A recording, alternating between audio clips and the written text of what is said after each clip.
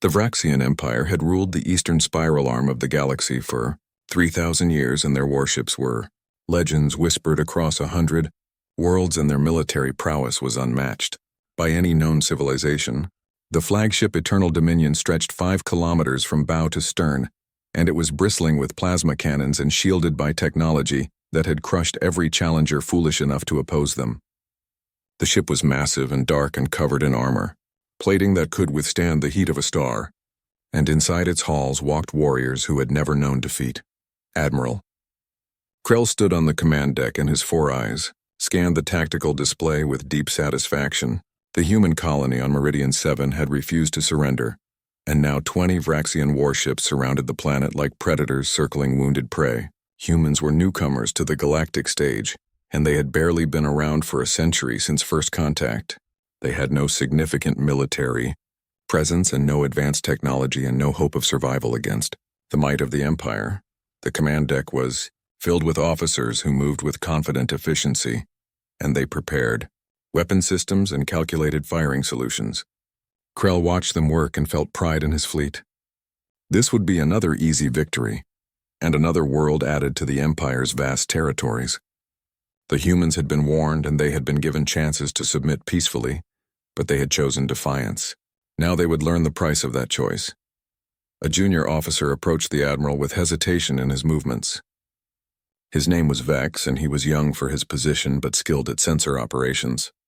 He cleared his throat with a nervous clicking sound and spoke carefully. "Admiral, we are detecting a spatial anomaly near the edge of the system." Krell waved a dismissive claw without looking away from the tactical display. "It is probably their civilian ships fleeing, and let them run because we want survivors to spread word of what happens to those who defy the Empire." The Admiral had seen this pattern many times before, and weaker species always tried to evacuate their people when facing overwhelming force. It was pointless, but he allowed it because fear was a useful tool for controlling future conquests. But Vex did not move away, and he remained standing near the Admiral's command throne.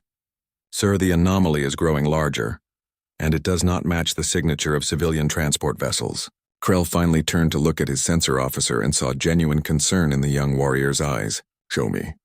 The main display shifted to show a section of space near the system's outer planets, and there was indeed something unusual happening. Space itself seemed to ripple and distort like water, disturbed by something rising from below.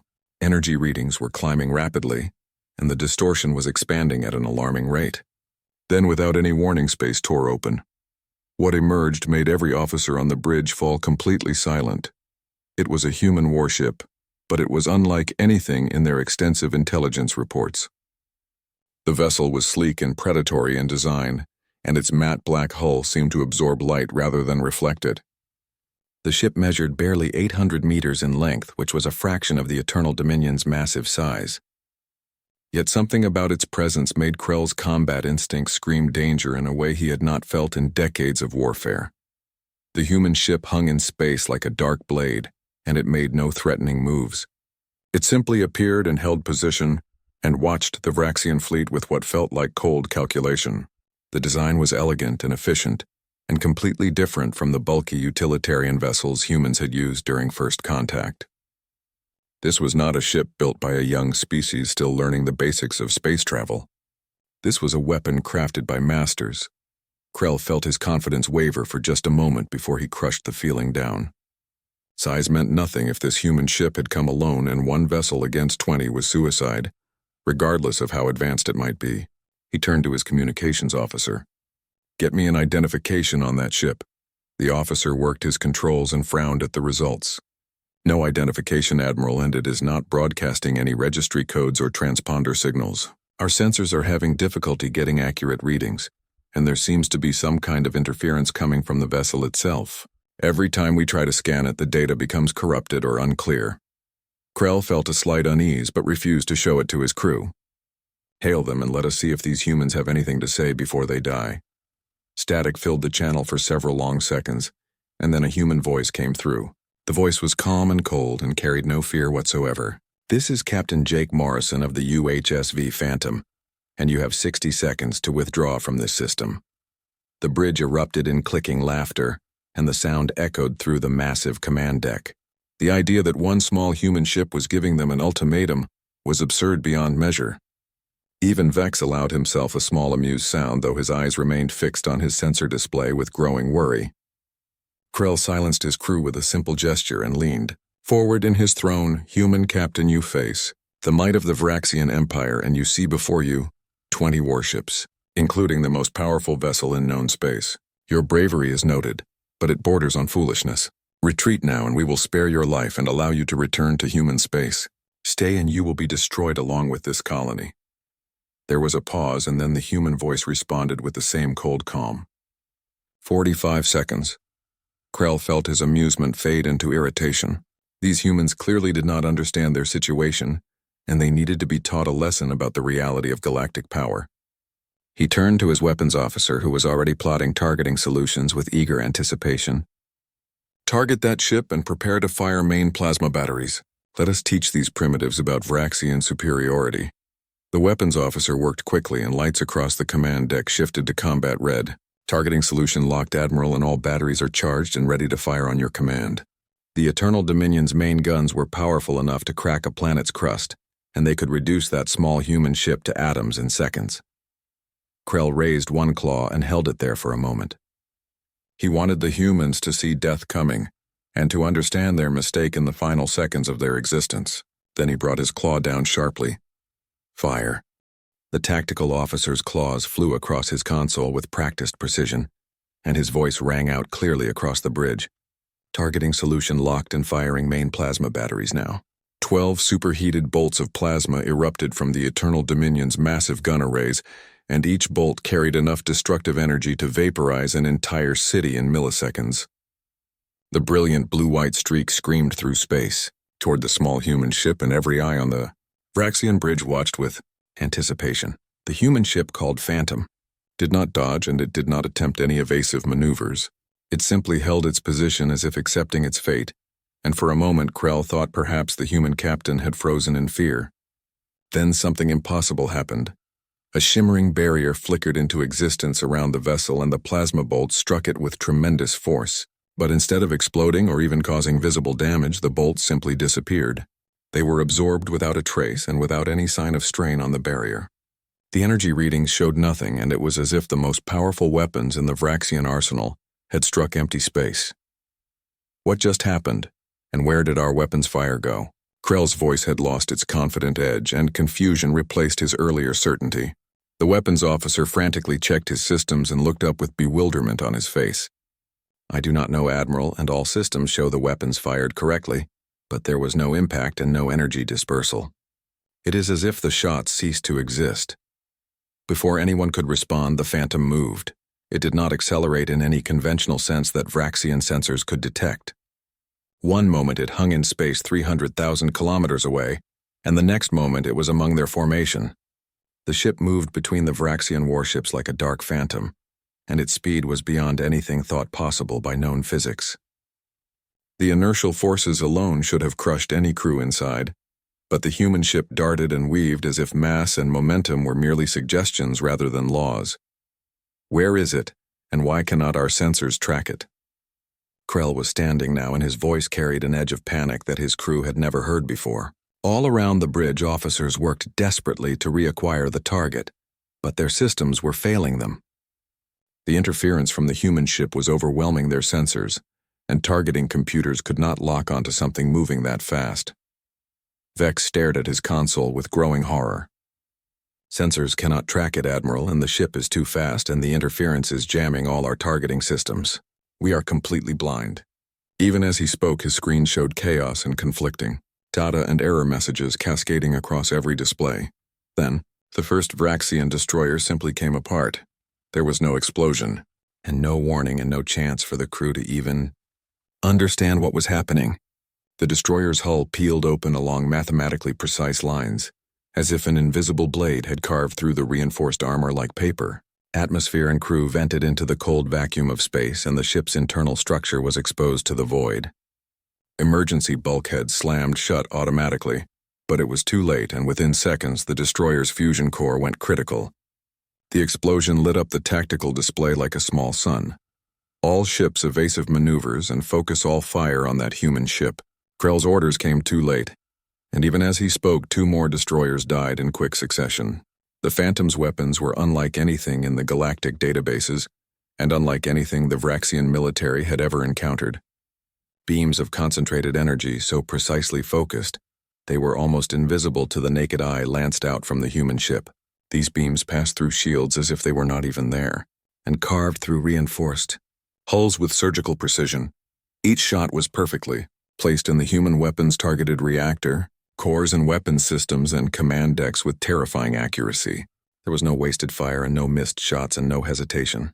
The Phantom moved through the Vraxian formation like death itself, and wherever it went, ships died. Inside the Phantom's bridge, Captain Jake Morrison sat in his command chair and watched the holographic display with grim determination. His face showed no satisfaction and no joy in the destruction, and only the cold focus of a man doing an ugly but necessary job. Around him, his crew of 30 worked with practiced efficiency, and their movements were calm despite the violence happening outside. They had trained for this moment, and they had hoped it would never come, but they had prepared nonetheless. Helm pattern Delta 7 and weapons continue selective targeting. Morrison's voice was steady and clear. I want their command ship disabled and not destroyed. The crew responded immediately and without question because they trusted their captain completely. Aye, Captain, came the reply from Lieutenant Amy Carter at the weapons station.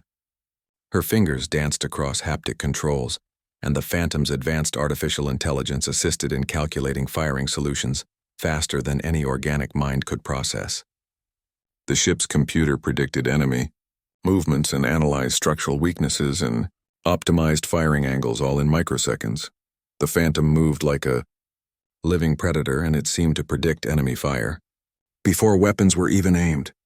The ship positioned itself in blind spots that should not exist and exploited angles of approach that violated conventional tactical doctrine. Its drives operated on principles the rest of the galaxy had not even theorized, and they bent space rather than pushing against it. Humanity's century of isolation had not been spent idle, and while the galaxy stagnated under the Vraxian Empire's oppressive order, human scientists had pushed physics to its breaking point and beyond. Another 4 Vraxian warships were reduced to drifting debris in less than 30 seconds.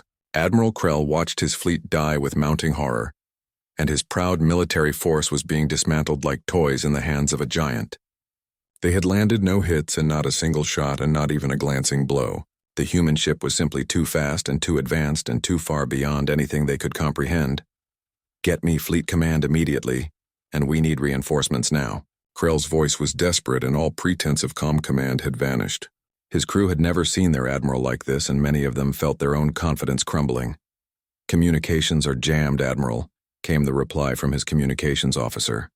That human ship is broadcasting on all frequencies simultaneously, and nothing can get through the interference. We are completely cut off from the rest of the Empire. Krell made a decision born of desperation and rage. All remaining ships set ramming speed and target the human vessel directly. If we cannot shoot it, then we will crush it with our mass. 15 Vraxian warships remained, and they turned as one. Their massive engines flared to maximum thrust, and they charged at the Phantom from all directions. The plan was to trap it in a cage of metal and firepower, and to use their superior numbers and size to overwhelm the smaller vessel. Jake Morrison's expression did not change as he watched the enemy ships converge. Helm, execute Omega Protocol. His voice remained calm, but there was a weight to those words that made his crew pause. Sir, are you certain? The helmsman was a young man named Chris Baldwin, and he hesitated with his hands hovering over the controls. The power requirements for Omega Protocol are extreme, and we have never tested it in actual combat conditions. Execute. Morrison's tone left no room for argument. The Phantom's hull began to glow with barely contained energy, and power readings spiked to levels that should have been impossible. The experimental reactor deep within the ship operated on controlled quantum singularities, and it fed enormous amounts of power to systems that literally rewrote local space-time. For one impossible moment, the Phantom existed in multiple locations simultaneously, and it occupied every point in space where the enemy trajectories would converge. The 15 charging Vraxian warships suddenly found themselves firing on each other as the Phantom seemed to be everywhere and nowhere. Then it was gone, and 15 massive capital ships collided in a catastrophic chain reaction. Metal tore through metal and fusion cores breached and explosions rippled through the formation. The combined blast lit up the entire system like a newborn star, and the shockwave could be detected from the planet's surface. When the glare finally faded, only the Eternal Dominion remained. Its shields were completely down, and its weapons were disabled by precise strikes that had come during the chaos. The mighty flagship of the Vraxian Empire hung in space like a broken toy, and Admiral Krell stared at the human ship through his viewport. The Phantom held position directly ahead of his bridge, and Krell felt something his species rarely experienced. True fear. Captain Morrison's voice came through clearly on every speaker throughout the crippled Vraxian flagship, and the sound echoed in corridors filled with smoke and sparking electrical systems. Admiral Krell, this is over, and you need to power down your remaining systems and prepare to be boarded. There was no threat in the words and no anger, and only a simple statement. A fact that made it all the more chilling. Krell, slumped in his command throne and his proud bearing, was finally broken after 3 decades of military service. Around him, his crew worked frantically to contain fires and stabilize life support systems and treat the wounded who lay scattered across the damaged bridge. 19 warships destroyed in 4 minutes, and the number kept repeating in his mind like a nightmare. 4 minutes and the greatest military power in the galaxy had been humiliated by a single human vessel. How is this possible? And how did you do this? Krell's voice was barely above a whisper, but the communication channel carried it clearly to the human ship. Your people were barely capable of fusion drives a century ago, and you had no weapons and no military tradition. How did you advance so far and so fast? There was a long pause before Morrison answered, and when he did, his voice carried the weight of a darker truth that had been hidden for 100 years. You want to know what humanity did for the last century, Admiral, and I will tell you. We watched and we listened and we observed. We saw how the Vraxian Empire operated, and we saw the pattern of conquest and subjugation and oppression. We saw worlds burned for refusing to submit, and we saw civilizations erased for daring to resist your expansion.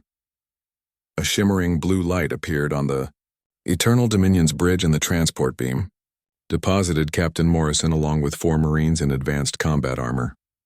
The Marines moved with practiced caution, and their weapons were ready but not aimed directly at the Vraxian crew. They took up defensive positions and scanned the bridge for threats but found only defeated and wounded aliens who posed no danger. Morrison himself was younger than Krell expected and maybe 40 human years old, and he had steel gray eyes that had clearly seen too much combat for someone so, young. We made a choice as a species, and it was not an easy choice, but it was necessary.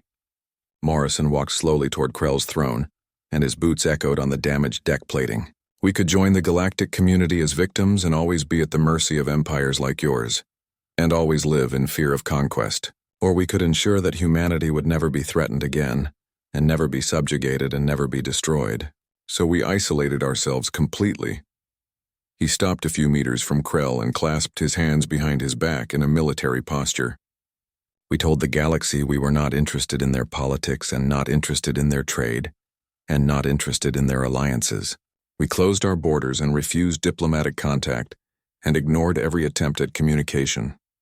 The galaxy thought we were primitive and scared and weak.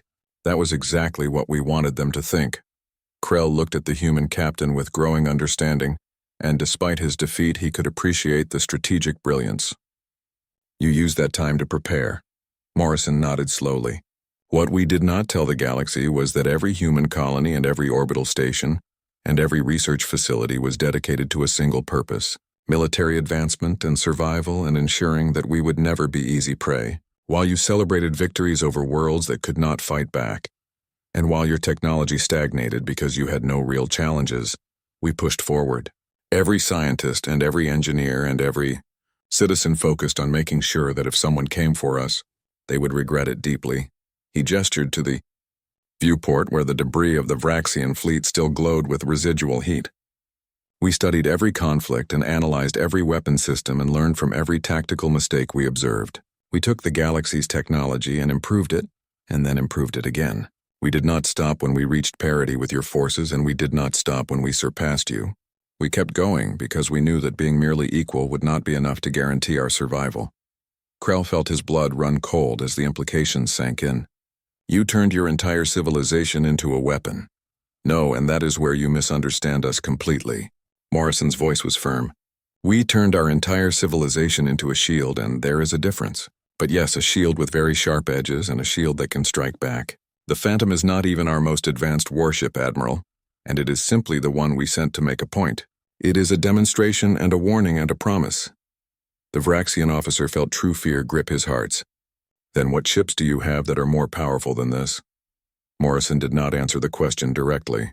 I need you alive, Admiral, and I need you to survive and return to your empire. You have a message to deliver, and it is very important that you deliver it accurately. He leaned forward and his voice dropped to barely above a whisper, but every word was clear. Tell your Empress that humanity is no longer an easy target, and no longer weak and no longer willing to be threatened. Tell her that we do not seek conquest or expansion into Vraxian territory. We do not want your worlds or your resources or your people, but if you threaten us again and if you harm our people, and if you so much as point a weapon at a human colony, we will respond. Morrison straightened up and his expression was carved from stone. And what happened here in 4 minutes will seem merciful, compared to what we can do if we stop holding back. This was us being careful and precise and trying to minimize casualties. Do not make us show you what we can do when we are not being careful. Krell met Morrison's gaze and saw no bravado there, and no bluffing, and no uncertainty. Only absolute certainty and iron resolve. The galaxy will unite against you, and every civilization will see humans as the new threat. They will fear you more than they fear us. Morrison considered this for a moment. Maybe they will fear us, and maybe they will see us as a threat. Or maybe they will see us as the only force capable of standing up to empires like yours. Maybe some of them are tired of living in fear of Vraxian conquest. Maybe some of them have been waiting for someone strong enough to say no to your expansion. He turned to his Marines and gave a simple command. Secure the Admiral and his senior staff for transport and treat them with respect. Medical teams will board shortly to treat the wounded, and we will provide humanitarian assistance. We are not monsters and we do not kill unnecessarily. Morrison walked to the viewport and looked out at the destroyed fleet. We are towing the Eternal Dominion back to Vraxian space and we will release you at your border. You will have your ship back and your crew back and your lives back. All we ask in return is that you remember this day, and remember that humanity gave you mercy when we could have given you death. Krell watched the human captain and tried to understand this strange species. You destroy our fleet but spare our lives, and you humiliate us but show us mercy. Why do this, and what do you gain? Morrison turned back to face him. Because we want peace, Admiral, and we truly do. We do not want war, and we do not want an empire, and we do not want to dominate the galaxy. We just want to be left alone to live our lives. But we learned a hard lesson from watching the galaxy for a century. Peace is only possible when you're strong enough that others will not test you. He walked toward the transport point where his Marines were assembling the Vraxian prisoners. Your empire has ruled through fear for 3,000 years, and you have crushed everyone who opposed you. Now you know what it feels like to be on the other side. Now you understand what it is like to face overwhelming force and have no hope of victory. Remember that feeling, Admiral, and tell your Empress about it. Tell her that this is what she inflicts on others, and tell her that humanity will not allow it to happen to us. The transport beam activated, and Morrison and his Marines disappeared in a shimmer of blue light. Krell stood alone on his broken bridge and looked at the damage around him. 4 minutes had changed everything, and the galaxy would never be the same. The age of Vraxian dominance was ending, and a new power had emerged from isolation. The Admiral slowly sat back down in his throne and began composing the most difficult report of his career. He would tell his Empress the truth, and he would deliver the human message, and he would recommend that the Empire never threaten humanity again, because the cost would be far too high. The humans had proven they were not bluffing, and their demonstration of power was absolute. The message was clear and simple and terrifying. Leave humanity alone or face extinction. News of the Battle of Meridian 7 spread through the galaxy like wildfire burning across dry grasslands, and within days every civilization knew what had happened. The Vraxian Empire humiliated and defeated and reduced to begging for mercy by a single human warship. The story was told in 1,000 different ways across 1,000 different worlds, but the core truth remained the same. Humanity was no longer weak, and the balance of galactic power had shifted overnight. The Vraxian Empire called for an emergency session of the Galactic Council, and representatives from 200 civilizations gathered in the ancient amphitheater on Neutral Axis Station. The station was enormous and old, and it had witnessed countless debates over thousands of years. But few sessions had ever carried this much tension and this much fear. Delegates arrived in their specialized pods, and the reactions ranged from shock to fear to barely concealed satisfaction from species who had suffered under Vraxian rule. The Vraxian Empress herself attended, and her massive form coiled in the primary delegation pod that was specially constructed to hold her bulk. She was ancient and powerful and had ruled the Empire for 2 centuries. Her scales were deep purple and marked with scars from long-ago battles. When she spoke, her voice resonated through translation devices and carried the weight of imperial authority. The humans have revealed themselves as a threat to galactic peace and stability. Her words echoed through the amphitheater. One warship destroyed 19 of our vessels in mere minutes, and they possess technology that is decades or perhaps centuries beyond what the rest of us have achieved.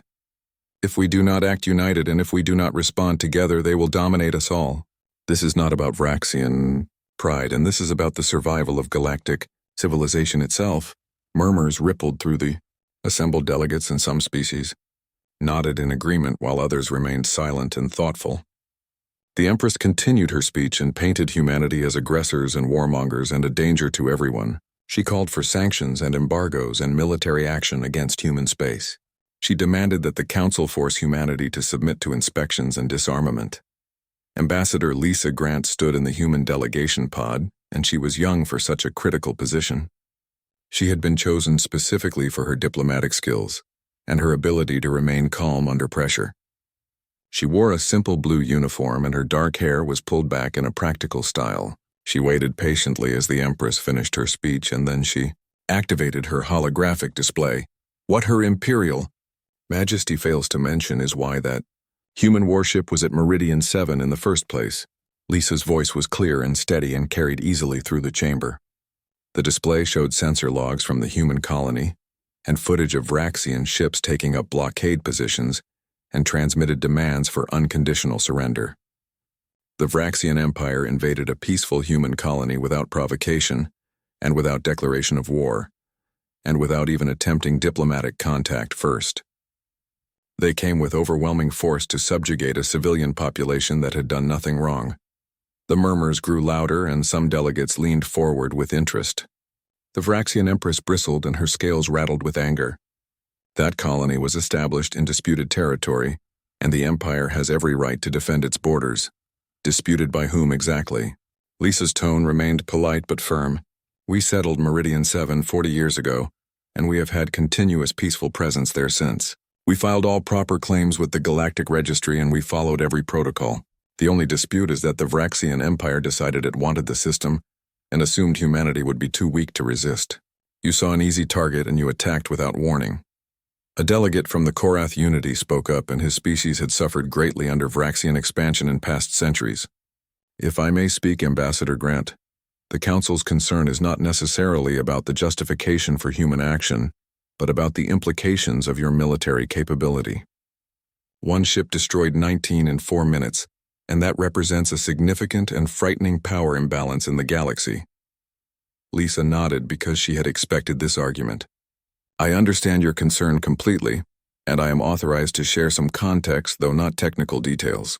The UHSV Phantom is part of a defensive fleet designed with one specific purpose: to ensure humanity's survival in a hostile galaxy. We spent a century developing technology not for conquest and not for expansion, but for deterrence and protection. She changed the display to show a star map with human territory clearly marked in green. Humanity occupies 14 colony worlds, and all of them are in one relatively small sector. We have no territorial ambitions beyond our current borders, and we have never attacked another species. We do not seek resources from other civilizations, and we do not impose our government or beliefs on others. We simply want to exist in peace and be left alone. Then why build such devastating weapons if your only goal is peace? The challenge came from a delegate of the Selenium Collective, and his voice carried suspicion. Lisa turned to face him directly. Because peace, as we have observed over the last century, is guaranteed only by strength in this galaxy. How many minor civilizations has the Vraxian Empire absorbed during the time humanity has been isolated? 12 that we are aware of, and possibly more. How many wars of conquest have been fought by various empires? 23 major conflicts that we documented. The galactic order is not peaceful, and it is not safe for the weak. It is simply that the strong prey on the weak without consequence or accountability. The chamber erupted in arguments and raised voices and clicking mandibles and whistling communication organs. Some civilizations defended the Vraxian Empire, whether through fear or alliance or genuine belief. Others, and especially the smaller species, spoke up in support of humanity's position. Long-suppressed voices finally felt safe enough to speak, and they talked about their own experiences with Vraxian aggression and other imperial powers.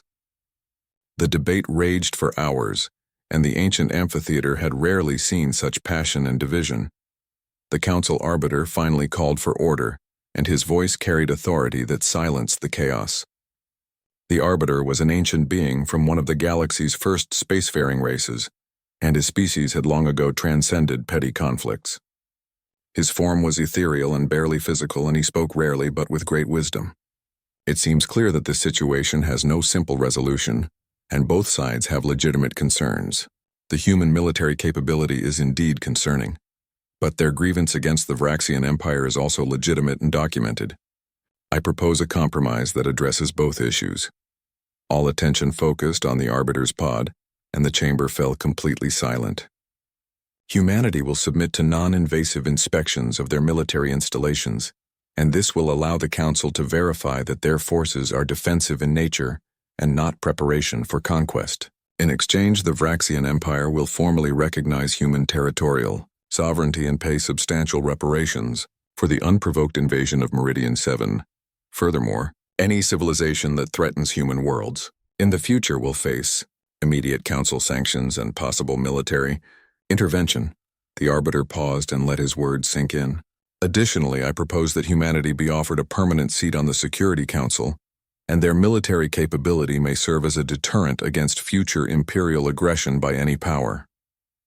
The galaxy needs balance, and for too long that balance has favored the strong over the weak. The Vraxian Empress looked ready to refuse, and her scales darkened with rage. But her advisors whispered urgently in her ear, and they showed her tactical projections and casualty estimates. The cold mathematics were clear, and picking a fight with humanity would cost more than the Empire could afford. She would lose ships and worlds and prestige, and if other species joined humanity against the Empire, the results would be catastrophic. The Vraxian Empire agrees to these terms. Her voice was stiff and filled with barely controlled anger, but she said the words. Lisa Grant smiled diplomatically, though inside she felt profound relief.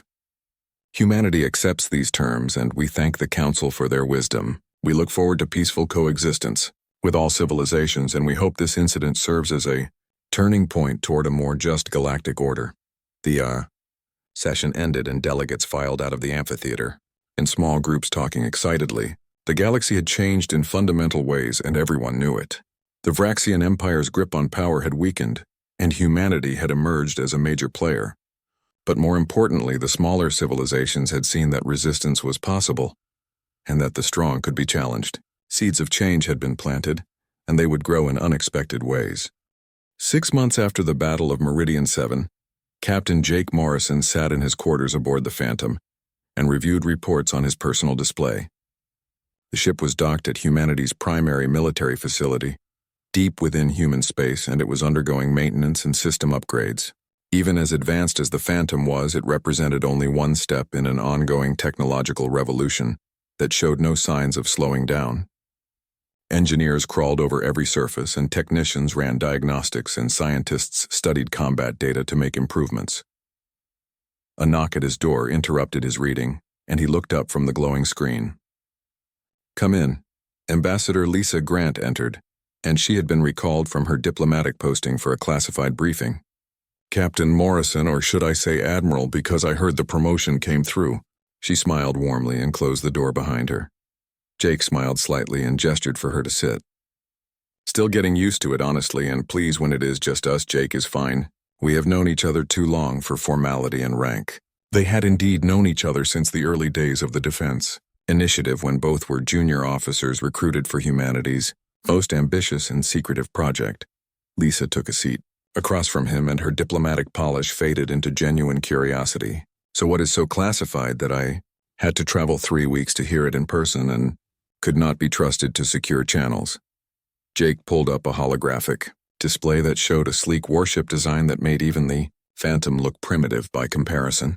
This is the UHSV Aegis, and it is the first of the Guardian class. It makes our ship look like a museum piece, and we are building 5 of them simultaneously at different facilities. Lisa studied the specifications carefully, and her eyes widened as she read through the capabilities. This is incredible, and the power output alone is 10 times what the Phantom generates. But Jake, why do we need this, and we have achieved deterrence? The galaxy knows not to threaten us anymore, so why keep escalating? Because deterrence only works if it remains credible over time.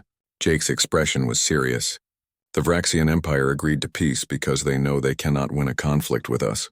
But they are not sitting idle, and they are already trying to reverse engineer our technology from sensor emissions the Phantom gave off during the battle.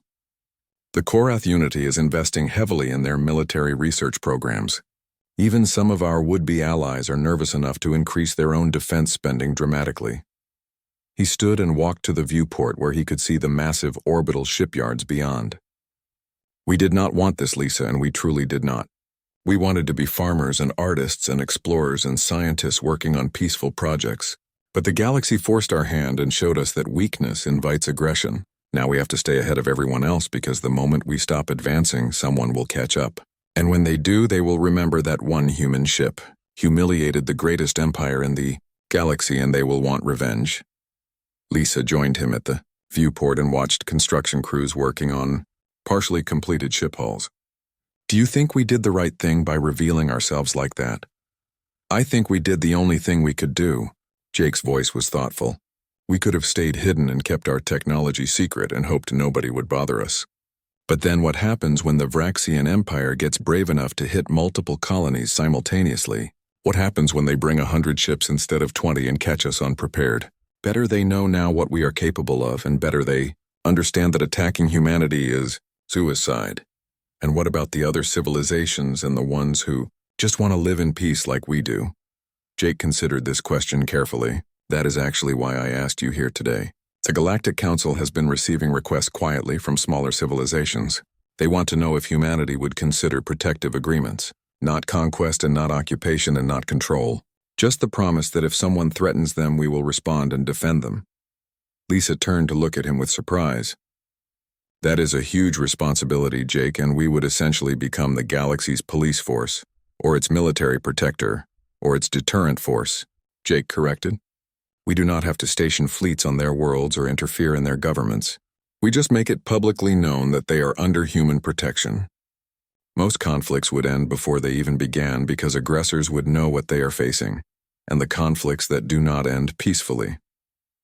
Jake's expression hardened slightly. Then we remind the aggressors what happened at Meridian 7, and we show them that 4 minutes was just a demonstration. That was us being careful and precise and trying to minimize casualties. Imagine what we could do with 5 Guardian-class ships working in perfect coordination. They stood in silence for a moment and watched human vessels move through the crowded orbital traffic. Construction ships and cargo haulers and patrol craft all moving with purpose and efficiency. Finally, Lisa spoke again. You know what the other species are calling us now throughout the galaxy? The Silent Guardians. Apparently there is a growing belief among the younger civilizations that humanity stayed quiet, for a century specifically, so we could emerge as protectors when the time was right and when we were needed. Almost Jake laughed softly at the irony. If only we had been that strategic and that far-thinking. The truth is we were just scared and determined not to be victims like so many other species. We isolated ourselves out of fear and we built weapons out of desperation. Maybe that is exactly the point. Lisa's voice was thoughtful.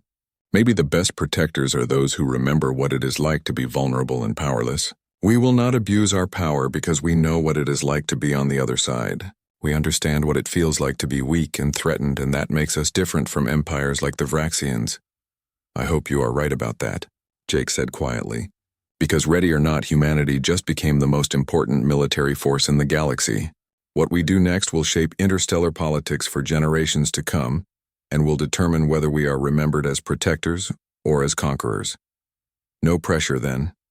Lisa smiled slightly, none at all. Jake agreed with dry humor. Then his tone became more serious again. The Phantom's crew is being reassigned to other vessels and new crews. I am taking command of the Aegis when it launches in 3 months. I need someone I trust as my diplomatic liaison, and someone who understands both the military realities and the political complexities. Are you interested in the position? Lisa did not hesitate even for a moment. When do I start? Soon enough. Jake pulled up another star map showing a region far from human space. First, though, we have another situation developing that needs attention. The Thaxian Confederacy has been building up military forces near the Rim territories. 3 smaller civilizations have already asked quietly for our intervention and protection. What are you thinking we should do? Jake studied the map carefully. I am thinking we send the Phantom with its new crew. Not to fight and not to threaten, but simply to observe and be present. Sometimes just being there is enough to prevent conflict. Sometimes the mere presence of a human warship makes aggressors reconsider their plans. And if our presence is not enough to deter them, then the galaxy gets another reminder and another demonstration. Jake's voice was calm but firm. 4 minutes is a long time for people to reconsider their life choices and their aggressive plans. Outside the viewport, the shipyards continued their tireless work and construction. Teams assembled the vessels that would maintain humanity's position as the galaxy's unexpected guardians. Welding torches flared like tiny stars, and massive hull sections were maneuvered into place by precision tractor beams from a species that had nearly been conquered before they could properly defend themselves. To the civilization that now stood between the strong and the weak, humanity had transformed itself in a single century. The galaxy would never underestimate humans again, and everyone knew it now. And for those civilizations and species who valued peace over conquest and cooperation over domination, that was very good news indeed. The smaller worlds finally had hope, and the oppressed finally had allies, and the bullies finally had someone to fear. In the end, the Battle of Meridian 7 lasted only 4 minutes, but its consequences would echo through the stars for generations to come and would reshape galactic civilization in fundamental ways. It was a reminder that sometimes the most powerful weapon is not the one that destroys everything, but the one that never has to be fired at all because its reputation alone prevents conflict. The age of unchallenged Vraxian dominance was over and finished forever. The age of human deterrence and protection had begun. And somewhere in the depths of space, the UHSV Phantom powered up its engines one more time. The ship set course for the Rim territories, and it carried a simple message to anyone watching. Humanity was here, and humanity was watching, and humanity would respond to aggression. The silent guardians were no longer silent, and the galaxy was learning to appreciate their presence, because now everyone knew the truth. When an unknown human warship appears in your space, you have a simple choice to make. Stand down peacefully and resolve disputes through dialogue, or learn firsthand why the galaxy's strongest empire lasted only 4 minutes against humanity's resolve and determination.